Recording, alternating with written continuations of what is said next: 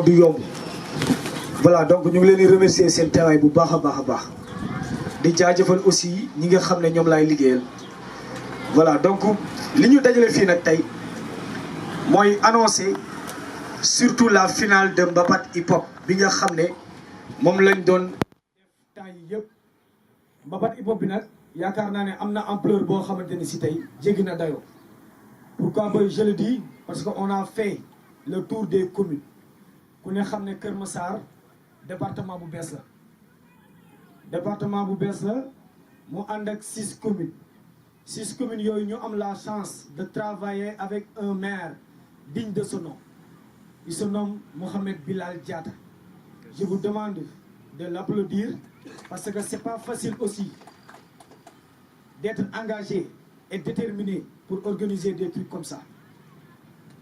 daf ko yàgg a wax damay ñëw pour def politique de développement te politique de développement mënoo ko def sans la culture mënoo ko def sans l'éducation mënoo ko def sans le social mënoo ko def sans le sport si wàllu woowu may rappeler askan yi nga xam ne ñoom laa jàkkaarloo ma commencé si éducation il n'a ménagé aucun effort mu def li nga xam ne mooy infrastructure tabax 4 écoles depuis son arrivée parce que tey dem na aussi ba joxe li nga xam ne moom mooy ay fournitures si 9 écoles primaires yi nga xam ne moom moo nekk si Kër Massar Sud c'est bien aussi de préciser que ne étudiants yi bàyyiwu leen ginnaaw jël na lu toll ni 500 prises en charge dimbali ko ndaw ji si wàllu éducation ñu dugg si wàllu social gis ngeen ko barki Dembo Ndiaye teg na fi ay kits plus de 2000 kits dimbali ko population bi si wàllu social ngeen gis ko si ay tabaski si ay korité si yeneen yoo xamante ni si bokkul ak ay événement ñu jugee si loolu si wàllu sport gis ngeen infrastructure yi nga xam ne ñu ngi koy tabax fii si Kër Massar Sud plus précisément à la cité Aïno Mady. Formation fruits et légumes pourquoi pas faire une formation digne de ce nom pour la culture yooyu tey ñu def si ay jéego jeunesse bi ñëw réclamer wu ñun ay hip-hopeurs lañ on est des hip-hopeurs et on a notre voix on a la voix et on a le droit et l'obligation de passer des informations via suñu micro via suñu honneur maire na leen du ma leen bàyyi ginnaaw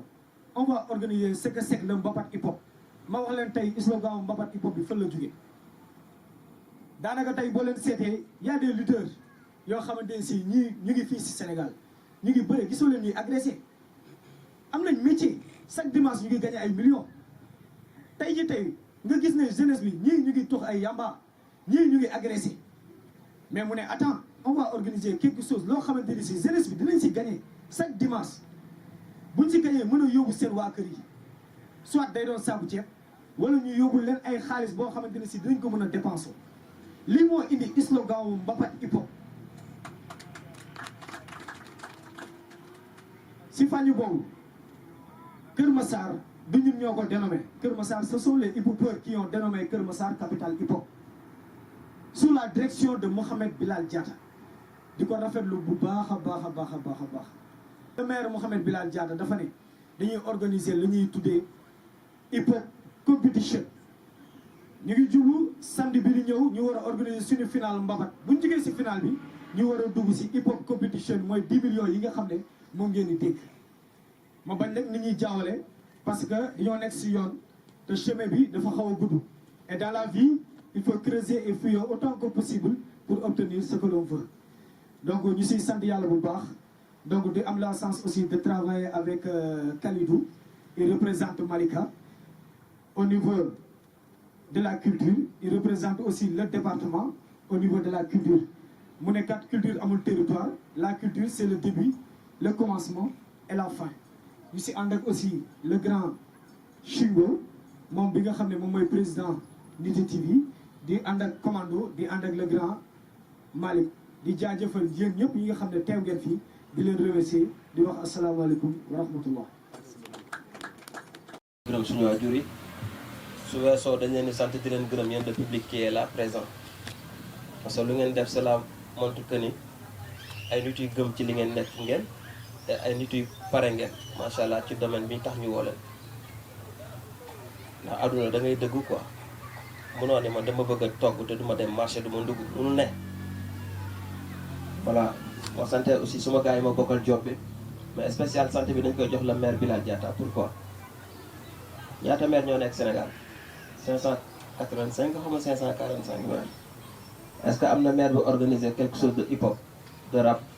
jël xaalis di ko tegal gars yi ñuy am lu ñuy jël di yóbbu seen gaale yi même bu dee c'est la première fois. kon kooku ku jar a jaajëfal la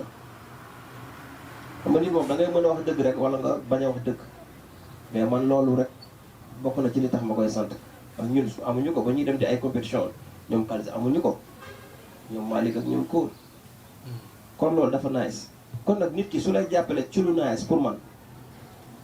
da ngay am sa fulla quoi am sa fayda comme ni ngeen ko amee yokk ko nekk ci à temps voilà donc. comme ni ko gars yi waxee tey conférence bi la ñu ngi fii donc nañ jàppale compétition bi incha allah samedi bii di ñëw la. samedi bii di ñëw yéen compétiteurs yi laay wax ak seen accompagnant yi dañuy soxla ngeen ñëw heure parce que day nekk sous forme de concert incha allah mais bëgg nañ 18h ñu ngi leen di ñaan ñu bañ a réer ak yéen quoi. ngeen teew ñëw jël seen contrat yi jël seen badge dugg toog xaar ñu boole public yëpp. ñun organisateurs yi ak yéen ñun ñooy gañ si Kër Massar ki gañ te am na loo xamante ne man dama ko gëm affaire bi amul ay nekk doomu millionnaire wala doomu milliardaire pour def ay preuve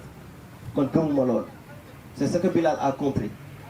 parce que Bilal ñu mu tànn nit ñëpp dañoo def seen preuve de fii nii bu noonu séddalee Kër Massar ku nekk di jël li nga war a jël ñun dañuy jël suñu rajo à hauteur de 10 millions dañuy jël suñu centre culturel à hauteur de 50 millions bu fa ñëw gis. État Sénégal sama fanaan nekk fa c'est ce que Bilal a compris mu ne naa dénk gars yi kon yéen hip-hopeurs yi dama leen di wax xoolal ñun bu ñu bëggee affaire bi nice day nice te xam nga pour mu nice lan la yow bokkuñu association non yow bokkuñu cartel non yow bokkuñu koñ mais am na lu ñu bokk muy Kër Massar dama war a jàpp ci Mohamed jàpp sama loxo ci jéem bi ñu te drapeau Kër Massar et que waa Guédiawaye ñi ngi ànd. waa Grange ñi ngi ànd ak ñoom Dip ak ñeneen kon Bilal bu ñu may opportunité ñu teg lu mel nii am na loo xamante ne ñun ñooy am suñu fulla ngeen baal ma nag quoi ñun ay ruelle lañ la ñuy wax dëgg la de ay ruelle lañ de mais dañu war a gën a mën a nekk ay ruelle ku ci nekk ci sa njëriñ ne xam nga ko fu ñuy jàppante ay ngaaka mais li may wax sama bopp rek laa leen di wax de billaay walaay talaay nañ leen remercier bu baax la maire Bilal. ñaata maire ñoo nekk Kër Massar on a 6 maires et un président de conseil départemental ñu ngi leen di ñaan ñu def comme Bilal si vidéo laay wax bu 6 organisé teg 1 million organisé waat teg 10 millions. est-ce que ci yéen du am ñu dawal ay 4x4 dañoo wante dëgg est-ce que du ñu mën a am ñu tijji ay entreprise ci yéen ñi amaana mën nañ ma jël sa en tant que conseiller wala jël keneen conseiller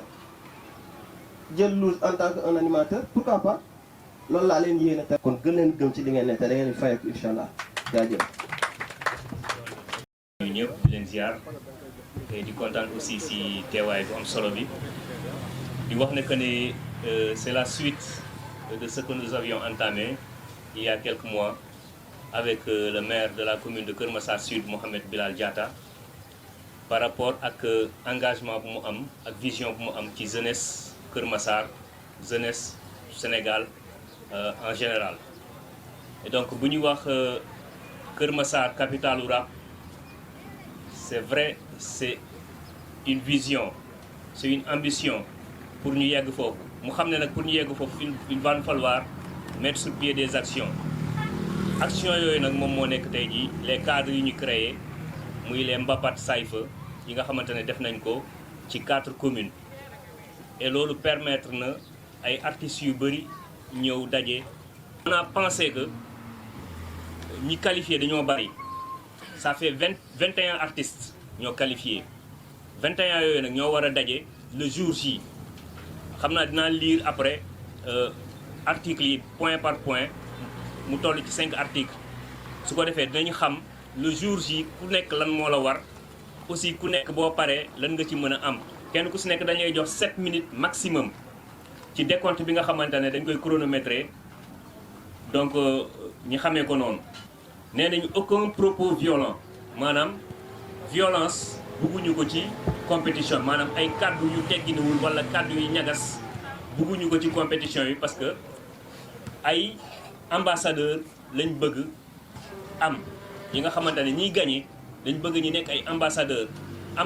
nag war na mën a am benn comportement bi nga xamante ne moom mooy nekk ci moom benn discipline bi nga xamante ne moom mooy nekk ci moom ba buñ ko ba bu waree porter le drapeau nit. donc voilà dañuy bañ daal coow li bari moo tax ñu xalaat ne que ne 1 million yi war nañ ko mën a bokk comme ni ñu bokkee compétition bi donc nag si la ñu xalaat jël teg benn podium ki jiitu ki nekk ci première place bi moom mooy am 500000 ki ci topp moom mooy am 300000 ki ci toppaat moom mooy am 200000 su ko defee podium bi mat 1 million yi mat kenn du leen si dagg dërëm mais nag bu leen fàtte aussi alarba yi man damay laaj alarba quoi. donc aucune réclamation après signature du procès verbal. ay kaddu la et cetera et cetera donc xam naa su fekkante ne lépp mat na wala su fekkante ne aussi am na lu des jàpp naa ne Malick war na mën a donc c'est bon donc loolu moo nekk ponk yi nga xamante ne moom moo ñu fi indi tey. si tamit ñu jëm ci indi ay tontu ci questionnement yooyu noonu ñu ngi leen di jaajëfal.